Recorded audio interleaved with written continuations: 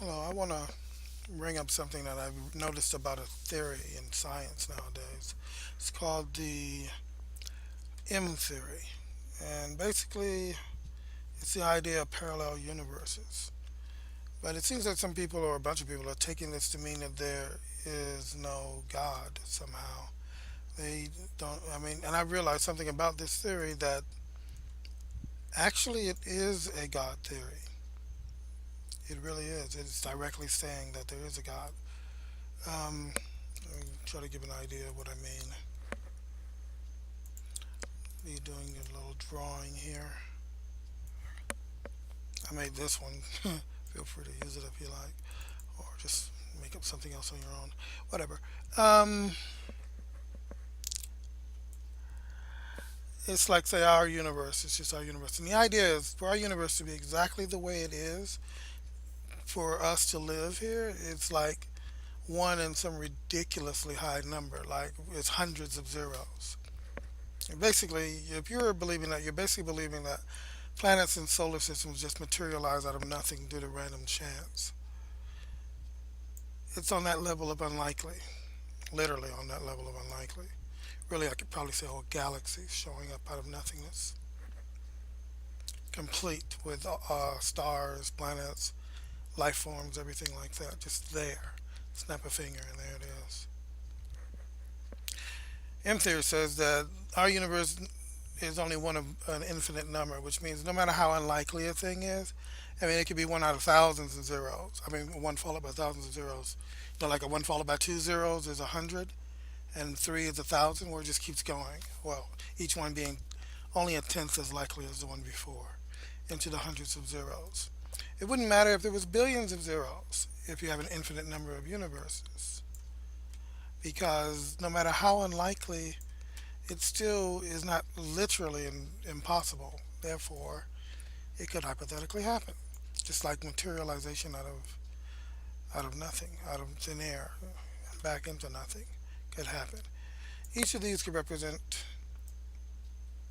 a universe with its own laws that are different. So things that are impossible in ours are possible in that one. So even with the things that we would call impossible where we're at, may be possible with that one. So basically, you could be talking anything. I mean, anything. Like an animated universe could be real. You basically throw aside any notion of limiting things by your ideas. I mean, you're talking, what is it called? Imaginary, no, not imaginary time. That's a different thing. That's the same as eternity, and all encompassing now. Present tense that includes all the past, all the future, in its architecture, which is the same as eternity, just another word for it. Like it says, it's in the Bible. That says the high and lofty one who inhabits eternity. And it says, Holy, holy, holy Lord God Almighty, which was and is to come. That's eternity. That's imaginary time. They're one and the same. But that's another subject. But, well, not really, because this includes the architecture, includes all the past and future as well. Now, here's a way of looking at this. Each of these is a different universe with its own laws, its own everything, where it just is, because it's set up on laws, and those laws are such that things that can happen or can't happen in another one can happen there, and they can impact on each other. One universe can influence another, and when two universes come together, collide, that is the energy in a big bang of yet another universe. M theory includes those ideas. Now, there's one thing I've noticed about this, that everyone that seems to talk about it is only referring to the material universes. They're just looking at them. They're just looking at the physical material, whether it be in this universe or in another universe. They're not even paying attention to the imaginary material, except to refer to it as some potential. It's not a subject in itself, it's just a means to an end. And that's kind of wild, because it is the thing which holds it all together. this white void between universes, so to speak, that I have represented as one. And it could be whatever. It doesn't have to be white. It could be anything. It could be purple. I mean, orange. It could be blue. Not purple. It could be whatever color you might use to represent it. So long as I don't use black, because then I erase the partition and have to start over. But anyway, that's another thing. That's kind of silly, but what I'm referring to is these different universes. If you look at them, you realize that they're all connected in all their past and all of their future. It's all singular from the perspective of the in between. Really, it's actually more like the leaves of a tree. Each universe being leaves, or something which grows from within, because the in between is actually the source of all these universes. So if you were to look at it, you would have to say the architectural design of the in between, which is immaterial. When you look at just the physical universes, it's the same as trying to see God in a cup on a table. Place a cup on a table and look at it and see if you can see God. Of course not. Not an immaterial God, of course. Why? Because it's an immaterial God, and you're just using material. That's called rigged. It's rigged so that you would never actually see it. It's like a curtain over your eyes or something, blinders to prevent you from seeing anything. It may not be anyone's intent to do that, but that's just the result of it. Only looking at the material. Okay, I doubt these universes change like this, but I'm just changing some things. Different universes, different ways, all under the same super architecture. Now, this super architecture, which could be referred to as supernatural if you wanted to, because all these are natural. It's natural, it's natural, it's natural. The in between is the source of all. They grow out from it, just like the leaves on a tree. In that regard, it could be stated so. Now, what I'm saying is, these, all of their architecture is part of the architecture of this in between, the immaterial, this potential for them, which overrides, or rather is higher level than them, because they come from it, not it from them. And therefore, it could be called supernatural. If you wanted to call these natural, then these are supernatural.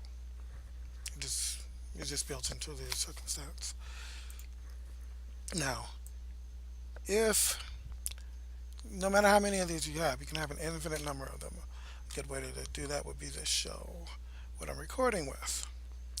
Each of these, and whatever levels they may be, it's like the mirror effect. It just keeps going.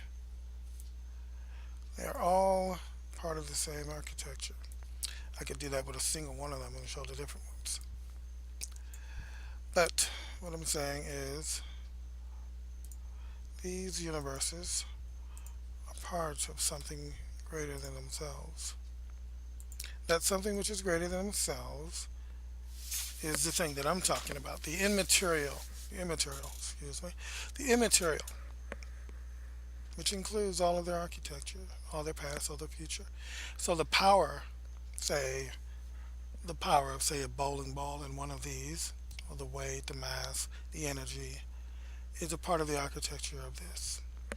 And since each of these universes can be replicated infinitely, or infinitely represented, that bowling ball is infinite, and thus its energy, its mass, all of that is also infinite, which means that the architecture of the in between includes infiniteness of bowling ball, infiniteness of energy from that bowling ball, infinite of all of that. It's part of its architecture. It's just there. It just is. All of its past, all of its present, all of its future is present tense of that infinite in between, which is the source from whence all of them come. It is their origin. Now, here's the funny part. This same idea would apply like to a person, to me. I could be saying this in Korean in some universe, or whatever language.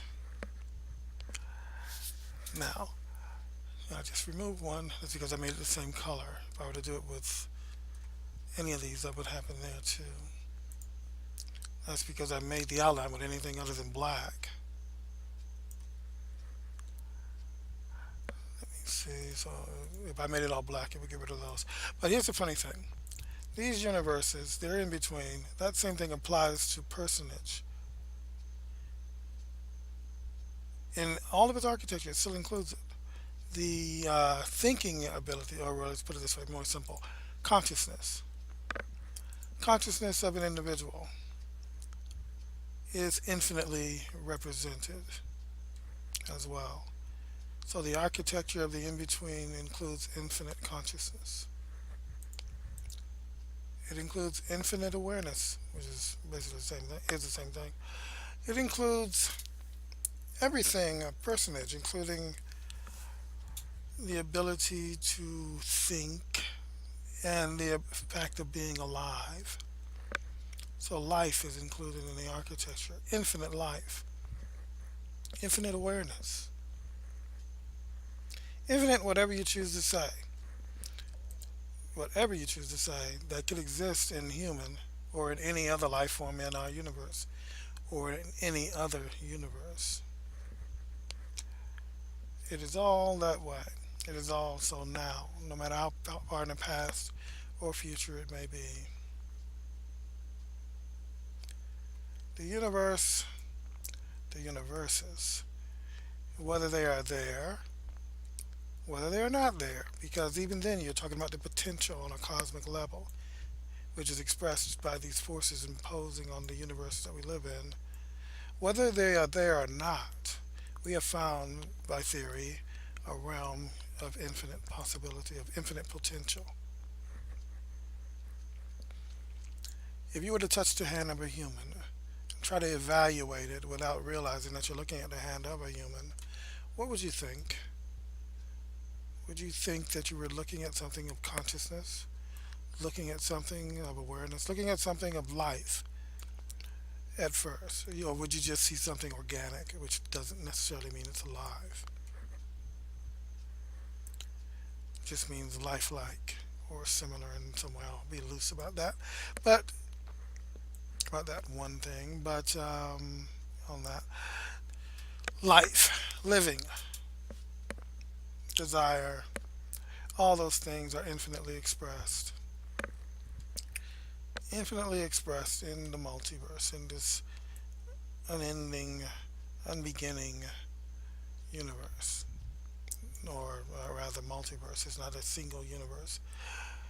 Calling the universe, calling the multiverse a universe would be like calling a forest a blade of grass or an individual plant of any kind,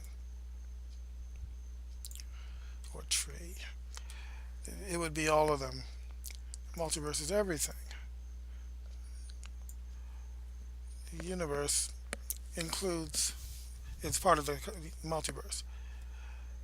Now, if the multiverse were, even if the multiverse were different universes, there would be the consciousness between them, which, by the way, isn't really separated from them. It exists within them in all of its architecture. And it has its architecture, and that architecture includes every person that has ever been, or that is, or ever will be in any of these universes is included in the in between, the immaterial universe. What I'm saying isn't that M theory is right. M theory, by the way, is its name.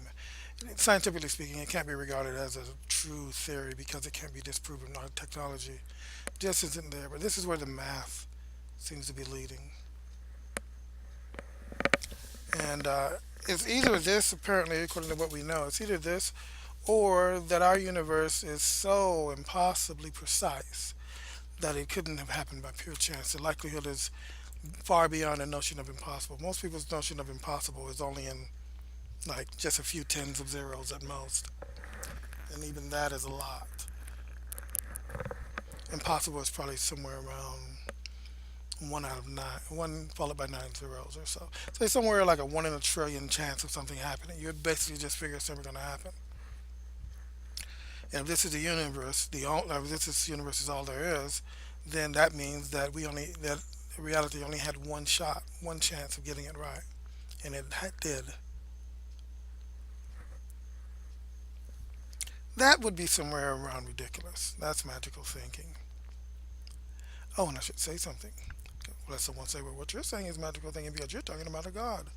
Well, no, that's completely different.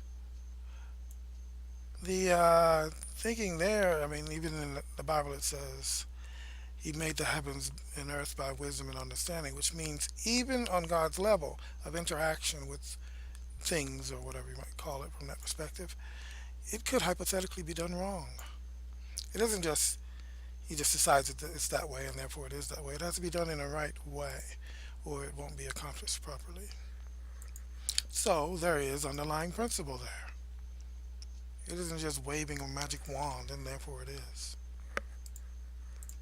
Should find where that is. Well, let me see how did it put it. You can actually just search this on YouTube, on Google or whatever.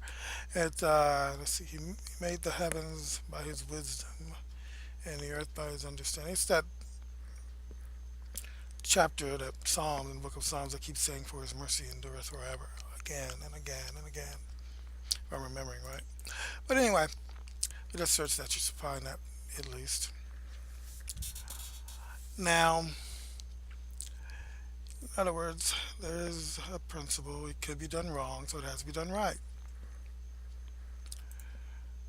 And like this, I think I did this wrong, but I can change it. First, I have to do this. Just make it all the same thing.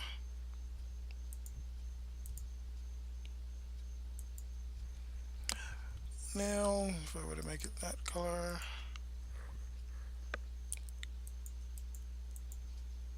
that can correct it. But anyway, and make it bigger. I don't know if God would rather do this. I would imagine His accuracy would also be infinite. After all, He would have all of eternity to do any little act. I would imagine He'd eventually get it right. I could stay wrong all day. Just doing this. Oops. I have to make it bigger. I'll leave it like that. I'll just get rid of it all.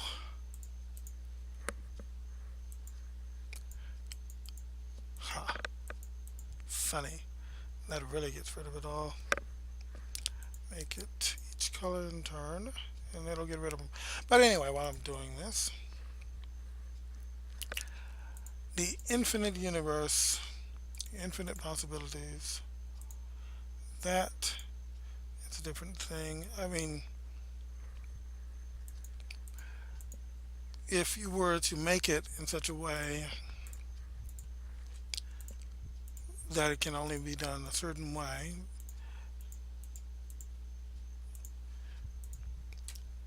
let me just close this. The fact of the matter is, let me start over. The universe can be made in a way that doesn't have life in it.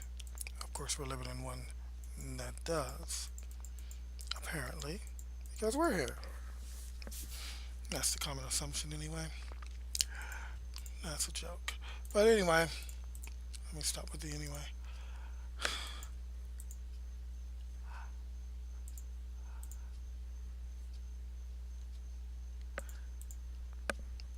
There, completely fresh. I could have just.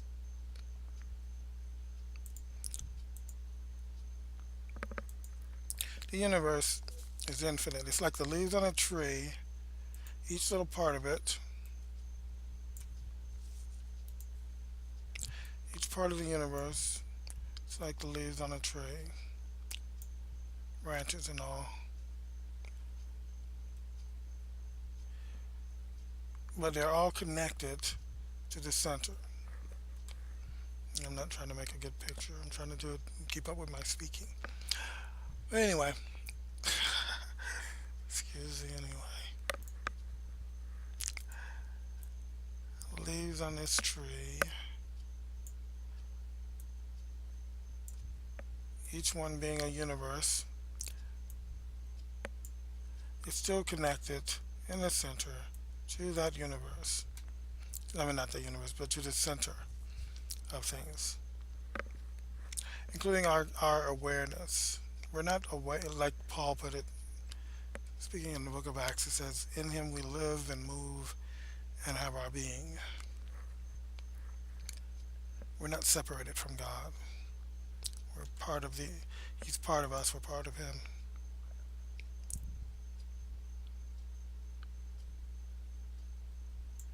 Therefore, we are also his offspring. Okay. Now, no matter how many infinites it goes out, it's still connected all of time, all of space, all of times and all of spaces, if you wanted to call it that way. Is a singular time, singular space, singular existence.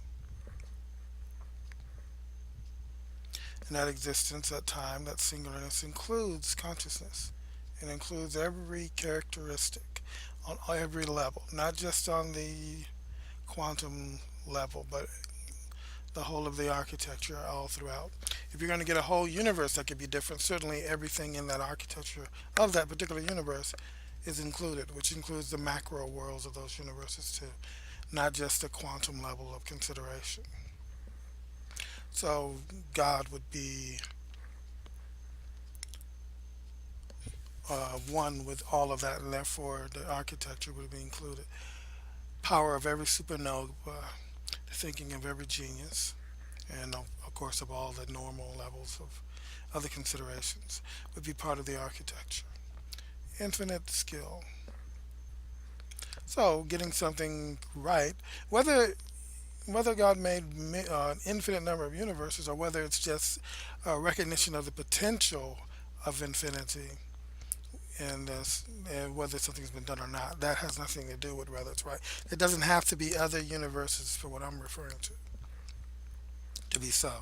There could be, it wouldn't really hurt it, most likely, at least I know of no reason why it would. But I have a suspicion there aren't. At least they aren't connected to us in that have to way.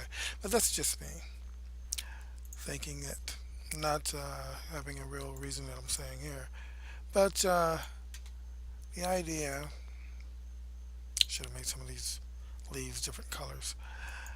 The idea of if you would think the M theory is somehow disproves the need of a God. It doesn't. That would be a case of out of the frying pan into the fire of anyone who was looking to that as some type of a thing to say, see, you were wrong. No, it goes in the exact opposite way. I don't mean it's a bad thing for there to be a God. I'm just saying M theory is not an or. It's not M theory or God or M theory. When you look at M theory, you're basically looking at a notion of the architecture of God or anatomy or whatever of God like that. It's like speaking of a person just looking at their cells, just noting their cellular structure, not bothering with anything of consciousness or whatever, that kind of a thing. Well, with that, I guess I'll close it. But just realize that M theory is not anti-God. Okay, let's do this again with this. Imagine each being a different universe. And it just stretches on for infinity. The tiniest little finger tap is infinitely expressed. And of course, therefore, becomes infinite power and a finger tap. And with that, you could see the idea of skill, infinite skill. Any archery, any carpentry, infinitely expressed, and so on and so forth. Dot dot dot. or ad infinitum, say. Um, with that, goodbye. Stop